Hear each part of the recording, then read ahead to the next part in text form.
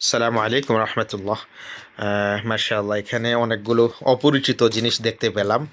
আমার ফ্রেন্ড ইদ্রিস রিয়াদে, ও একটা কোম্পানিতে আছে। ও কোম্পানির হাদিয়া কোম্পানির মদিরে, যে ম্যানেজার, উনি ওনাকে হাদিয়া দিয়েছে, তা আমার জন্য নিয়ে এসেছে। আমি আসলে সম্পূর্ণ অপরিচিত, তো এই জিনিসগুলোর একটু ছোট্টভাবে আমি পরিচয় জানবো। আসসালামু আলাইকুম। আসসালামু আলাইকুম। ওয়ালাইকুম কি রহমতুল্লাহ। অবস্থা? কেমন আছেন আছে আমার ফ্রেন্ড? আলহামদুলিল্লাহ, আলহামদুলিল্লাহ, আলহামদুলিল্লাহ। আলহামদুলিল্লাহ। সালমান, দীর্ঘদিনের আমরা হুম হুম, এ একসাথে সাথী স্টুডেন্ট আলহামদুলিল্লাহ। লাইফ থেকে। হুম হুম, তো এই বন্ধুর জন্য হাদিয়া নিয়ে এসেছি। আসলে হুম আমি নিজেও এগুলো আনকমন জিনিস পূর্বে পরিচিত ছিলাম না। হুম, হুম হুম। দেওয়ার পর আমরা খাই দেখলাম প্রত্যেকটা আচ্ছা, জিনিস আচ্ছা। হুম, অত্যন্ত সুস্বাদু এবং কি পুষ্টিকর। হুম, হুম, প্রত্যেকটা জিনিস পুষ্টিকর। তার মধ্যে আমি বন্ধু আশ্চর্য এই মাছটা, হুম, হ্যাঁ? হুম, হুম, মাছ এবং বাঁশের একটা এই আচার, এটা মাছের। তো হুম। দেখা যাচ্ছে যে আমরা বাংলাদেশি, মাছে ভাতে বাঙালি হলো আমরা মাছ শুধু পাকাই খাইতে বা ফ্রিজে রাখি, ভাজি এই ধরনের কিছু করে খাই, পাকাই খাই বিশেষ করে। দেখো, তারা মাছের হুম, হুম, আচার পর্যন্ত, হুম, এই হুম। আচারের গোড়া গোড়া মাছ, মানে ফিজিক্যালি মাছ আচ্ছা, একদম এগুলা মানে আপনার প্রেজেন্ট, মানে এটা একদম প্রেজেন্ট এখনই খেতে পারবে। এখনই খেতে পারবো। আচ্ছা, মানে আমি মন চাইলে এটা ছেড়েই খেতে আচ্ছা, পারবো। আচ্ছা, অনেক টেস্টি, অনেক টেস্টি লাগে। আচ্ছা, আচ্ছা, তো দেখা গেছে যে বাবু প্রত্যেকটা জিনিস দেখো, এটা হুম। এক জাতীয় গোস্তর আচ্ছা, আচ্ছা। আমি আগে এটা এটা একটু শেষ করি। এই যে মাছের ইয়াটা খুবই চমৎকার।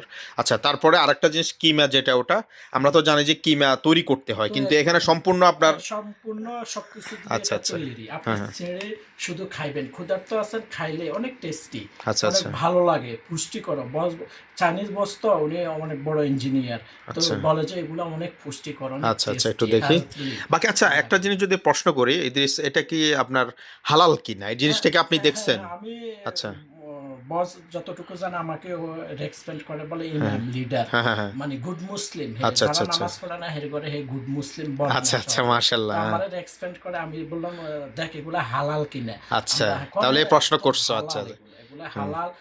এবং কি মানুষের বডির জন্য এগুলা অনেক আচ্ছা, আচ্ছা, পিওর এবং মাশাআল্লাহ। ভালো। এই যে আরেকটা হচ্ছে, এটা ক্যান্ডি, কিন্তু এটা হচ্ছে আপনার কিমা আরকি, হ্যাঁ? আচ্ছা, তারপর আরেকটা জিনিস যদি একটু দেখি, আরেকটা হাতে নেন। আরেকটা কি? এটা কি? এই যে ধরো, এটা মটরশুঁটি, এটা আচ্ছা, আচ্ছা, অনেক টেস্টি এবং কি আচ্ছা, অনেক ভালো। আচ্ছা, মানে আচ্ছা। কোনো যে কেমিক্যালগুলো এরা ব্যবহার করে, হুম, হুম, হুম। এগুলা প্রত্যেকগুলা দেহের জন্য, মানব দেহের জন্য অনেক পুষ্টিকর এবং আচ্ছা, আচ্ছা, ভালো। মাশাআল্লাহ। আহ, আচ্ছা, তারপরে এটা কি? এটা এক জাতীয় কিমা আকারে, আচ্ছা, আচ্ছা। মানে গরুর মাংস বা গরুর বা বিভিন্ন মাংস দিয়ে তারা বলে আর কি, পানির মাংস থেকে এগুলা সংশোধন করে, যা হালাল। এ, আচ্ছা, আমি যদি মাঝখান দিয়ে একটু জানতে চাই যে খাবারগুলো তো আমার এখনো টেস্ট করা হয়নি, যদি আমার জন্য গিফট নিয়ে আসছো। কিন্তু এগুলা খেতে কি কোনো ধরনের আপনার ওই ইয়ে লাগে কিনা? আমার একটা আছে না যে আনইজি ফিল, চিনি না আমি, কেমন জানি লাগতেছে। এই ধরনের কোনো ফিল হয়? ১ম এ এরকম আচ্ছা। লাগে, হ্যাঁ, হ্যাঁ, পরে হ্যাঁ। খাওয়ার পরে বা শুরুতে অনেকটা টেস্ট লাগলে মনে হয় যে না, ভালো এবং আচ্ছা, আচ্ছা। মানে ১ম এ একটু দেখা যাচ্ছে অপরিচিত জিনিস তো। হ্যাঁ, হ্যাঁ, আমি এটাই বলতে চাইছি। আমরা এমন ভিডিওতে লাগে। মাঝে, মাঝে হুম, চাইনিজ মানুষকে দেখি এটা খায়, ওইটা খায়, বিভিন্ন ধরনের। যাই হোক, এটাও খুব আনকমন একটা বিষয়। এটা যদিও আপনার সম্পূর্ণ চাইনিজ লেখা। এখানে পড়ার কোনো আপনার কোনো অপশন নেই। না। এখানে কোনো ইংরেজিরও কোনো অপশন নেই। যাই হোক, তারপরে ওটা কি? ওটা যদি একটু দেখতাম। এটা কি? একসাথেই দেখি। আসলে বন্ধু তো আর সবকিছু টেস্ট করেনি। এখানে অনেক হ্যাঁ, অপশন, হ্যাঁ, অনেকগুলো। এই যে আরেকটা জিনিস, এটা আসলে আমরা চিনতে পারতেছি না। যাই হোক, অনেক কিছু, অনেক গিফট, মাশাআল্লাহ। চাইনিজ, ওর যে বস খুবই ভালো।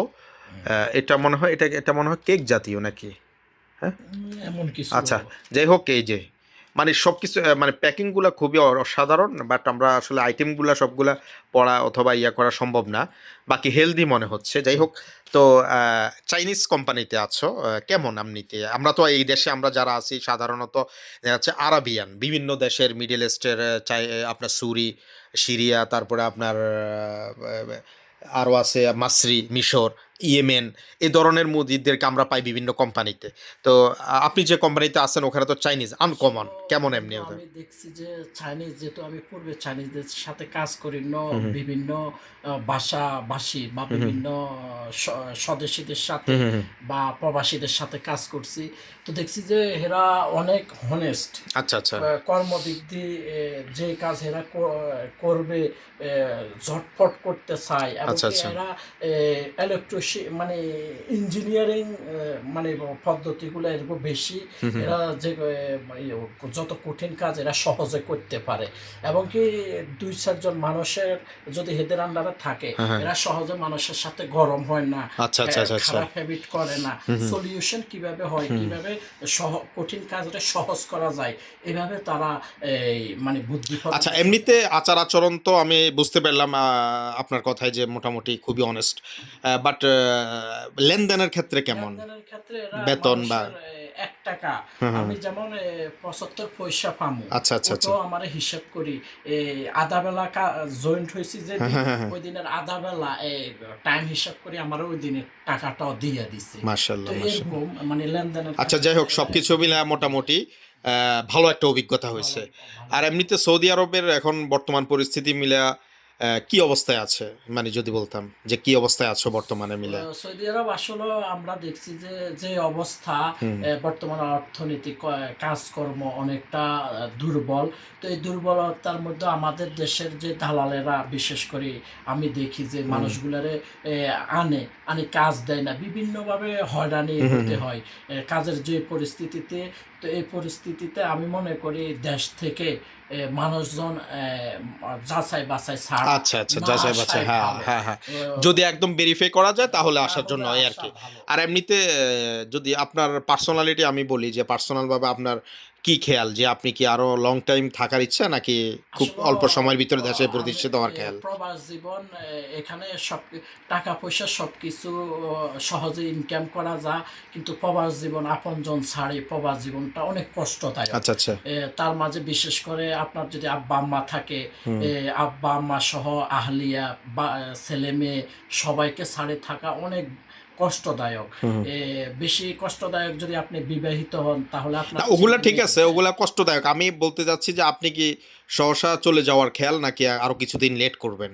আসলে মানে এটা একটা সফলতা সফলতা যার যে পর্যন্ত হয় ও পর্যন্ততে আসলে থাকতে হবে। থাকতে হবে। এমনিতে আপনার আসছেন যে কয় বছর হইছে? আমি 4 বছর হয়েছে। 4 বছরে 4 আপনি আপনার টার্গেট, হ্যাঁ, হ্যাঁ, হ্যাঁ। একবার দেশে গেছি। এখন ইনশাল্লাহ আবার একটু পরিকল্পনা আছে। পরিকল্পনাটা বাস্তবায়ন করে ইনশাল্লাহ ইনশাল্লাহ, ইনশাল্লাহ।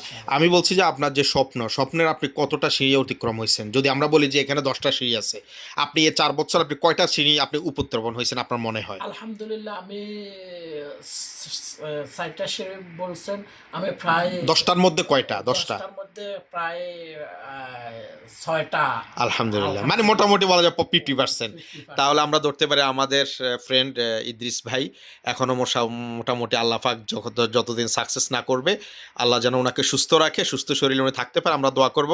আপনি অত্যন্ত চমৎকার একটা বক্তব্য দিয়েছেন, আপনাকে অসংখ্য ধন্যবাদ। এই যে আমার জন্য হাদিয়াগুলো নিয়ে আসছেন, সাথে সাথে এগুলার পরিচয় করে দিলেন আমার সাথে, আমার দর্শকদের সাথে। এমনকি আপনার নিজের কথার ভঙ্গি, নিজের কথা বলার স্টাইল সবকিছু আশা করি সবার অনেক ভালো লাগবে। আপনাকে অসংখ্য ধন্যবাদ। আসসালামু আলাইকুম। জাযাকাল্লাহু আল্লাহ তাআলা আফিয়া।